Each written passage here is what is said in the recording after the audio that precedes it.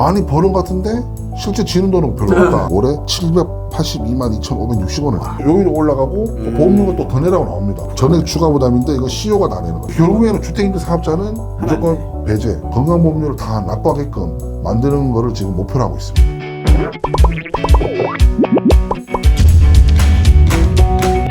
안녕하세요. 중소중견기업 보스들의 골치 아픈 고민을 타파해줄 보고파 TV를 책임지고 있는 윤책임입니다. 자, 오늘은 중소기업 CEO의 4대 보험에 대해서 한번 얘기를 나눠보도록 하겠습니다. 옆자리에는 경영 컨설팅 전문가 전창환 전무님 모셨습니다. 안녕하십니까? 안녕하십니까? 네, 안녕하십니까?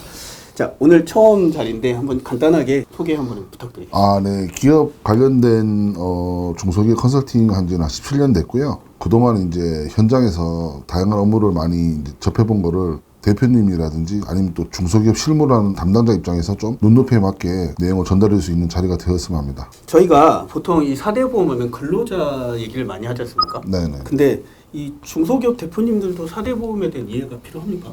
CEO나 그 가족들에게 환원되는 소득의 종류라든지 규모에 따라서 달라지기 때문에 4대 보험의 그 보험료 부분은 되게 아주 중요한 부분입니다. 중소기업 대표님들 꼭 이 4대 보험에 가입을 해야 하나요? 일단은 지금 이제 말씀하신 국민연금, 건강보험, 산재보험, 고용보험 중에서 네. 산재보험하고 고용보험은 네. 원칙적으로 가입 대상이 아닙니다. 근데 예외가 있습니다. 네네. 근로자를 사용 않거나 50인 미만의 근로자 사용 사업장의 CEO는 임의적으로 가입이 가능하나 실제 현장에 나가보면 거의 기장세무사님 쪽에서 그거를 가입을 유도하는 경우를 거의 보지 못했습니다. 여기서 이제 팁을 하나 드리자면 만일에 제조업일 경우를 볼 경우에 이런 경우가 있었습니다. 대표님이 현장에서 공정자 역할을 겸할 경우에는 산재보험을 가입을 하시면 조금이나 더 도움을 받지 않나라고 생각이 들고 있습니다. 네. 그러면 이 대표적으로 국민연금과 건강보험에 대해서 한번 알아볼 텐데, 네네네. 저희 가장 궁금한 게 국민연금과 건강보험을 어떻게 이 보험료를 산출하는 걸까요? 국민연금 같은 경우는 이제 기존에 받은 그 급여에 플러스 연금 보험 요율을 더해가지고 이제 국민연금이라는 게 산출되고요. 건강보험 같은 경우는 기본적으로 보수 월액을 적용을 하는데요. 소득세법상 총 급여액의 개념이 매우 유사합니다. 소득 월액은 연간 보수 외에 이자, 배당, 연금, 기타 소득 등으로 2천만 원을 초과한 경우 그게 합산이 돼서 추가로 이제 보험료가 또 나오게 되는 겁니다. 결국은 제가 보니까 일반적으로 그냥 직장인들은 네. 건강보험 같은 경우는 보수 월액으로 대부분 되고 급여로. 네, 맞습니다. 근데 이제 소득 월액이 보통 생기는 분들은 그 중소기업 대표님이나 고액 자산가들이 이런 경우가 많겠네요. 거의 다 해당이 되신다고 보시면 되십니다. 그러니까 이거 언뜻 이것만 봐도 이제 중소기업 대표님들이 왜 건강보험 얘기하는지를 조금 감이 올 것 같아요. 예, 너무 힘들어하시죠. 네. 건강보험료를 200만 원, 300만 원, 400만 원 내시는 분보다 소액으로 내시는 분들이 훨씬 더 병원에 많이 가는 경우가 많아서 실제 이 건강보험료를 많이 내시는 분들은 이걸 왜 내야 되나 하는 좀 아쉬운 얘기를 되게 많이 하시고 계십니다. 네네. 그러면 이 보험료를 계산할 때 보니까 이 보험 요율이 있습니다. 네, 맞습니다. 그리고 그냥 간단하게 보험 요율이 어떻게 되는 건지 한번 말씀해 주시죠. 네네네. 국민연금 같은 경우는 보험료율이 총 9%가 됩니다. 네. 그래서 법인에서 이제 4.5%, CEO가 4.5% 부담을 하게 되는 거고요. 건강보험의 이제 보수월액 같은 경우는 총 7.09%입니다. 네. 회사가 반, 그다음 CEO가 반이니까 따져보면 3.545% 정도가 되시는 거거든요. 네. 거기에 장유연까지 합쳐서. 그러면 7.998% 정도가 보수 월액으로 되시는 거고요. 그리고 소득 월액, 아까 그 이자라든지 배당, 연금, 기타 2천만 원 넘을 때. 네네네. 그런 그 경우에는 7.09%를 하고 있습니다. 네. 거기에다가 이제 장기요양까지 합쳐버리면 7.998% 똑같은데요. 다른 점이 뭐냐면 보수 월액은 회사가 반, CEO가 반 부담하지 않습니까? 네. 근데 이 소득 월액은 CEO나 그 고액자산가들 전액을 부담을 해야 되기 때문에 그 이중과세라는 얘기를 좀 많이 하고 계십니다. 그러니까 이거는 뭐 회사에서 반을 내주는 게 아니라 그냥 네. 본인이 다 부담을 하는 거네요. 네네네. 자, 그러면 도대체 국민연금과 건강보험은 네. 뭐 얼마까지 내가 돈을 얼마를 받는데 언제까지 이 돈을 얼만큼 내야 되는지 네네네. 그런 뭐 한도 같은 게 있습니까? 일단은 국민연금 같은 경우는 네네. 18세에서 60세까지 가입이 가능하시고요. 네네. 보험료로 봤을 때는 네. 최저 금액이 33,300원입니다. 33,300원. 네네네. 그리고 상한 금액은 53만 1,000원이죠. 최저로 봤을 때는 37만 원을 받게 되고요. 그 다음에 맥스로 갔을 때는 590만 원을 받을 수 있습니다.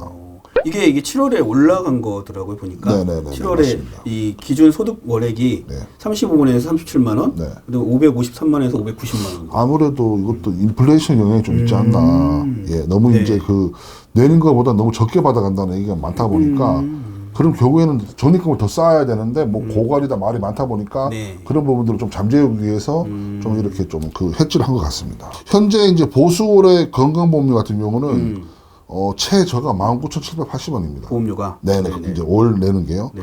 그런데 지금 제일 많이 내시는 분들이 얼마를 내시냐면 네. 올해 782만 2,560원을 냅니다. 그리고 소득 월액은 아까도 얘기했지만 본인이 다 내셔야 되지 않습니까? 그렇죠. 그래서 지금 최대 391만 1,280원을 내고 있습니다.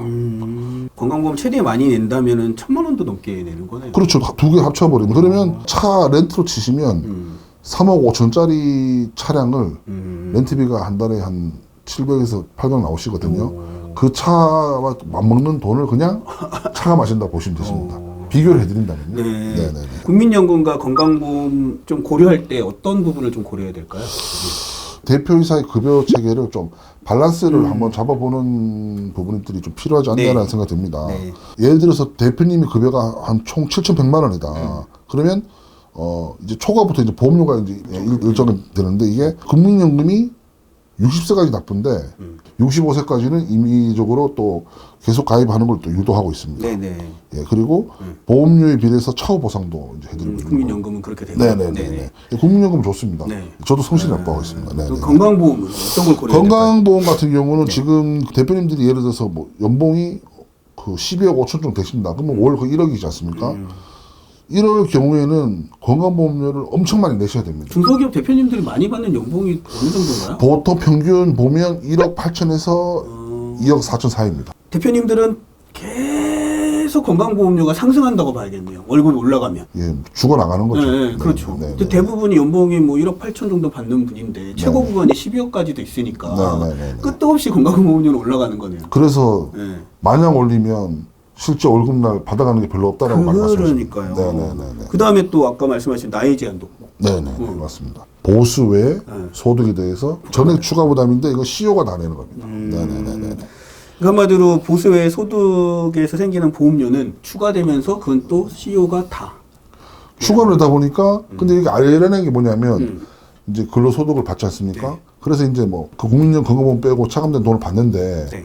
갑자기 그게 11월부터 네. 추가불이 돼서 안내 자료가 나오면서 맞아요. 또 요일이 올라가고 또 보험료가 또 더 내라고 나옵니다. 그러면 그 돈은 또 대표님 개인 돈에서 내다 보니까 맞아요. 불합리하다. 불합리하다. 네. 거기다가 또 전문 경영인 CEO가 아니라 중소기업은 대부분 오너 CEO잖아요. 네, 그러니까 네, 내가 네. 대표이사면서 네, 네, 네. 내가 오너니까 결국 회사가 반을 내도 네, 네. 내가 내는 거잖아요. 결국은 회사 반, CEO 반 해도 내가 다 내는 거잖아요. 그렇게 생각하시는 대표님 많으시죠. 네. 예. 그래서 이로 인해서 연봉을 어느 정도 올리다 보면 그 소득세하고 건강보험료가 이제 50% 가까이 세금이 발생하니까 이 부분을 어느 정도 이제 컨트롤을 하고 잉여금에서 어떻게 또 환원할 수 있는 방법을 같이 미스를 해서 가는 게 오히려 세금을 좀 줄이는 방법이 아닐까라는 생각이 많이 듭니다. 그러니까 결국은 건강보험 부과 여부를 판단하면서 이렇게 이익금 환원을 하는 걸 좀 신경을 써야겠네요. 예전에는 아니었다고 하면 지금은 그렇게 하셔야 세는 세금을 조금이나마 줄여나갈 수 있는 컨트롤 작업이 된다고. 그렇죠. 뭐 내가 내 월 보험료를 뭐 7, 800만 원 건강보험을 낸다 해서 그만큼의 그 의료 혜택을 받는 것도 아닌데. 그 몇 조의 자산가들도 건강보험료를 700만 원, 800만 원 내면 아쉽다고 하시더라고요. 그렇죠. 그게 큰 돈이잖아요. 어마어마한 큰 돈. 네네네. 그러면 자, 그래서 4대 보험이 중요하고 거기에 건강보험이 더 중요한 거고. 그러면 이 중소기업 대표님들이 건강보험 기준으로 소득을 어떻게 분산하면 좋을지 그거를 한번 대표님 입장, 그 다음에 또 가족한테 분산했을 때 가족에 또 4대 보험이 적용되잖아요. 가족들도. 가족들도 그냥 함부로 내가 소득 분산했다가 보험료 확 올라가면 안 되니까. 일단 요거는 이제 뭐 정답은 없는데요. 그냥 보편타당한 보수적인 방법을 이제 준해서 말씀드려보면 네네. 일단 CEO 입장에서 말씀드려보면 네. 제가 봤을 때는 총 금액이 한 1억에서 1억 5천 사이가 설정을 하는 게 가장 괜찮다. 이상적이지 않나. 그리고 고액 자산가들한테는 배당이 사실은 실효성이 많이 떨어집니다. 간접 세금이 너무 많이 올랐거든요. 맞아요. 한다고 하면 배당을 2천만 원 미만으로 또는 근데 2천만 원이라 하지만 다른 것도 이자도 받을 수 있는 게 있기 때문에 주식에서 배당금 나올 수도 있거든요. 맞아요. 그렇기 때문에 어떤 경우가 있었냐면 갑자기 생각지도 않은 주식에서 배당금이 나온 거예요. 맞아요. 500만 원, 300만 원. 또 그리고 몰랐던 그 계좌에서 이자가 뭐 또 한 150만 원 나온 거예요. 그것 때문에 2,100만 원 돼가지고 100만 원 때문에 넘어가서 건강보험료가 이제 확 올라갈 수 있고. 지역까지 떠나온 케이스가 있었거든요. 그러면 맞아요. 결국에는 하소연을 하게 돼 있어요. 그래서 면밀히 다 검토해가지고 네. 하시는 게 되게 중요하고 네. 분류과세, 분리과세. 맞아요. 요거를 어떻게든 컨택 포인트를 잘 잡아주고 그 이제 타임 스케줄 잘 잡아주는 게 중요한 것 같고요. 맞아요. 만약에 퇴직금이라든지 그다음에 양도소득 뭐 거기에는 뭐 영업권, 뭐 특허, 그다음에 이제 법인에게 이제 주식을 팔 수 있는 방법 이런 것들을 결합해서 최고 유리한 시점이 언제인지를 따져서 세금적인 부분을 시뮬레이션해 드리면 좋지 않을까라는 생각이 듭니다. 예, 예를 들어서 가족의 소득분산 같은 경우에는 배우자나 자녀가 직장가입자의 경우 같은 경우는 이제 급여를 받는 거지 않습니까? 네네. 그러면 이제 그 부분은 이제 분산된 소득은 소득원의 건강보험 기준에 맞춰 판단하는 거죠. 다른 소득과 합산되는 부분들을 봐서 밸런스를 맞춰주는 작업을 하는데 이 분산된 소득이 이제 소득 월액으로 잡히게 되면 네네. 그래서 그게 뭐 합쳐서 2천만 원을 넘게 되면 네네. 이제 그것도 건강보험료를 내야 되는 상황이 생기니까 추가로. 그것도 좀 판단해서 분산을 시켜야겠네요. 네, 맞습니다. 네. 네네. 만일에 배우자나 자녀가 피부양자인 경우에는 네. 소득 발생으로 피부양자에서 제외가 되다 보면 추가로 이제 또 지역가입자로 건보료가 또 나오게 되기 때문에 조심해야 되겠네요. 그 부분에 대해서 또 타당성을 또 따져봐야 될 부분이 있습니다. 지금 건강보험공단의 지금 최대 화두는 뭐냐면 지금 피부양자를 없애고 그다음에 궁극적으로는 이제 무임승차자를 없애고 개개인별로 세퍼레이트 해가지고 건강보험료를 다 납부하게끔 만드는 거를 지금 목표로 하고 있습니다. 그러니까 피부양자 같은 경우는 소득이 발생이 해버려서 그게 기준을 넘어서 지역가입자로 변경이 될 수 있고 또 지역가입자가 되다 보니까 그 다음은 소득 외에도 재산을 가지고 또 평가를 해서 더 많은 보험료가 나올 수도 있는 거죠. 네, 맞습니다. 자, 그러면 이 피부양자 도대체 자격이 어떻게 되는 건지 네. 어느 기준이 되면 제외가 되는 건가요? 네네네. 일단 첫 번째로 사업소득이 있는 경우에는 네. 사업자 미등록 시 500만 원 초과하시면 안 됩니다. 그리고 주택임대 사업자인 경우가 있지 않겠습니까? 네네. 그런 분들은 사업자 등록 유무에 상관없이 소득 금액 존재가 하면 안 됩니다. 아, 무조건 그냥 제외가 되는 결국에는 주택임대 사업자는 하면 안 무조건 돼. 배제. 아. 그러니까 피부양자 안 돼. 무조건 개별 건강보험료 내. 이렇게 해야 된다고 보시면 네. 되십니다. 그리고 이제 이자, 배당, 연금, 사업소득 그 합쳐서 이제 2천만 원 초과한 경우 네. 이것도 이제 피부양자에서 제외되죠. 제외되고. 네네네. 그리고 아까 제가 아파트를 얘기했지 않습니까? 재산세 과세 표준이 9억 초과. 그리고 네 번째는요. 네. 재산세 과세 표준 5억 4천만 원 초과에다가 플러스 네. 2번의 소득이 1천만 원 초과. 합산해서 네. 한 경우에 대해서는 또 피부양자 자격 제외됩니다. 자, 그러면 여기서 재산세 과세 표준이 제가 알기로는 그냥 공시지가 100%가 아닌 걸로 알고 있습니다. 일단은 토지와 건축물 같은 경우는 시가 표준액이 70%입니다. 주택 같은 경우는 이제 60% 정도를 기준으로 하고 있습니다. 자, 그러면 소득 때문에 이 사회보험료, 특히 건강보험료가 발생되고 부과되고 안 되고가 생기지 않습니까? 네네. 그럼 이걸 한번 정리해서 소득별로 이슈 한번 정리해 주시죠. 일단 퇴직금하고 양도소득은 네. 국민연금하고 건강보험료의 추가 부담 대상이 아닙니다. 한마디로 얘는 분류과세니까. 네네네. 그리고 자기주식과 소각은 배당 소득으로 이제 소득원래 및 지역가입자 건강보험료 부과 대상입니다. 아무래도 소각을 하는데 뭐 1,000만 원, 2천만 원 하지 않지 엄청 않겠습니까? 크게 하죠. 보통 뭐 3억에서 5억 이상은 맞아요, 무조건 맞아요. 하기 때문에 맞아요. 시가 대가의 차이 때문에 이거는 어쩔 수 없이 나올 수밖에 없는 겁니다. 그런데도 결과론적으로 세율을 따져보면 균등배당보다는 더 저효율 세율이기 때문에 네. 그런 거 감안하더라도 네. 많이 하시는 것 같습니다. 그리고 세 번째는 영업권하고 특허권을 이제 매각할 경우인데요. 네. 이 경우에는 이제 기타소득 분류해서 소득원래 및 지역가입자 건강보험료 부과 대상입니다. 매각 금액의 60% 정도는 필요분비로 되고 나머지 40%는 이제 합산가세 되다 초과하는 보니까. 부분은 네네네네. 네 번째는 부동산 임대 소득은 사업소득으로 해서 소득원래 및 지역가입자 건강보험 부과 대상입니다. 부과 대상이고. 네네네. 네. 다섯 번째는 피부양자 판단 시 소득 요건 외에 재산 요건도 존재합니다. 결국은 부동산을 보유한 가족에게는 좀 분산할 때 네네네. 여러 가지 좀 판단을 종합적으로 좀 할 필요가 있네요. 그러면 이 건강보험 관련돼서 좀 절세하신 좀 사례가 있을까요? 회사는 되게 잘 되는 케이스인데 이 대표님은 그냥 전통적인 방법입니다. 근데 급여 많이 받아가시고 배당 뭐 1년 4, 5억씩 받고 이러셨는데 근데 이게 뭐가 문제인지 모르세요. 그냥 이러면 되는 거 아니냐. 그냥 성실납세 하면 되지 않냐. 그랬는데 네. 그 이면을 들어서 설명을 드려보니까 이건 성실납세가 아니라 추가를 계속 이중과세를 지금 내고 있다는 생각이 많이 들어서 어떤 얘기를 하시냐면 많이 버는 것 같은데 실제 지는 돈은 별로 없다. 그러겠네. 이런 얘기를 많이 하시더라고요. 그러겠네. 왜 그러냐면 지역가입자료 건강보험료 또 나오다 보니까요. 그러니까요. 더 많이 그래서 나오니까. 어떻게 해드렸냐면 이 대표님이 그러니까 어머님이 치매 걸리셨는데 그 대표님 버는 연봉의 한 40%를 정도를 어머님 그 치매 간병비하고 병원비 쓰시더라고요. 그래서 퇴직금 중앙자산은 이제 요건을 맞으셔가지고 그러네요. 이제 해드렸는데 한 10억 정도 받으셨어요. 근데 퇴직소득세가 한 20% 정도 나오셨거든요. 네.